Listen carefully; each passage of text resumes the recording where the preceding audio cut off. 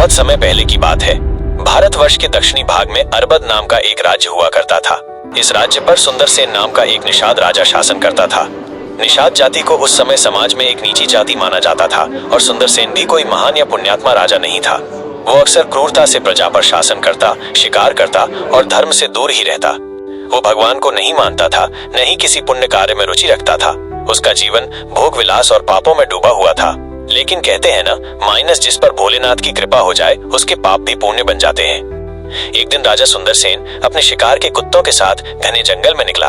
सुबह से शाम हो गई, पर उस दिन न जाने क्यों कोई भी शिकार नजर नहीं आया। भूख प्यास से व्याकुल राजा जंगल में भटकता रहा। सूर्य अस्त हो चुका था और अंधेरा गहराने लगा था। शरीर थक चुका था, मन चिढ़ चुका था। वो एक पुराने निर्जन तालाब के किनारे आ पहुंचा, जहां जामुन और पीपल के पेड़ थे। वहीं एक पेड़ के नीचे एक प्राचीन शिवलिंग स्थापित था, जिसे समय ने ढक दिया था। न तो वहां कोई पुजारी था, न कोई मंदिर, सिर्फ एक शांत वातावरण और शाश्वत ऊर्जा। राजा ने उस पेड़ के नीचे थक हार कर विश्राम करना चाहा। झाड़ियों से होते हुए वो शिवलिंग के पास आकर बैठ गया। हवा के झोंकों से पेड़ के पत्ते धीरे धीरे शिवलिंग पर गिरते रहे। राजा ने अनजाने में पत्तों को हटा दिया। पास में तालाब का जल था, जिससे उसने अपने चेहरे को धोया और कुछ जल शिवलिंग पर भी छलक गया। वो ये सब जानबूझकर नहीं कर रहा था।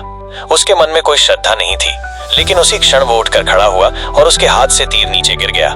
जब वो तीर उठाने झुका तो घुटनों से धरती को स्पर्श किया और हाथ शिवलिंग से छू गया।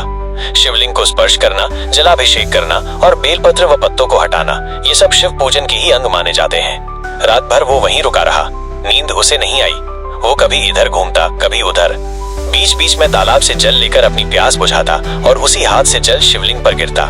ये सब भोलेनाथ की लीला थी, जिसमें पापी से पाप भी पूजन बन जाए। सुबह जब सूरज निकला तो राजा वापस अपने महल लौटा। पत्नी ने भोजन परोसा और वो रोज की तरह अपने जीवन में मग्न हो गया। न उसे याद रहा वो शिवलिंग, न वो रात। लेकिन विधि का विधान कुछ और ही तय कर चुका था। समय बीता और जब राजा का अंतिम समय आया तो यमदूत उसे लेने पहुंचे। उन्होंने उसकी आत्मा को बांध लिया और नरक की ओर खींचने लगे। परंतु तभी वहां शिवगण प्रकट हुए, वीर, तेजस्वी और दिव्य रूप में। उन्होंने यमदूतों को ललकारा, ये आत्मा अब हमारी है, इसे मुक्त करो। इसने भोलेनाथ की सेवा की है। यमदूत चकित थे। कैसे?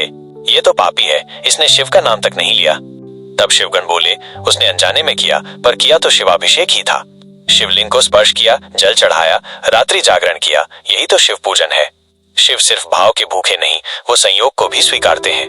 युद्ध हुआ, यमदूत पराजित हुए, सुंदरसेन को मुक्त कर दिया गया। अब वही निषाद राजा, जो कभी पापों में लिप्त था, कैलाश में शिव के पार्षद के रूप में प्रतिष्ठित हो गया। इस कथा का सार ये है, भगवान शिव केवल उन लोगों को नहीं अपनाते जो बड़े बड़े यज्ञ करते हैं, जो मठों में बैठकर तप करते हैं।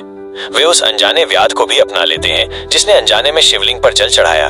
भोलेनाथ दया के सागर हैं, वे त्रिलोचन हैं और उनका हृदय अत्यंत सरल है। इसलिए आपसे निवेदन है, त्रयोदशी के दिन व्रत रखें, शिव का ध्यान करें और मन से प्रार्थना करें।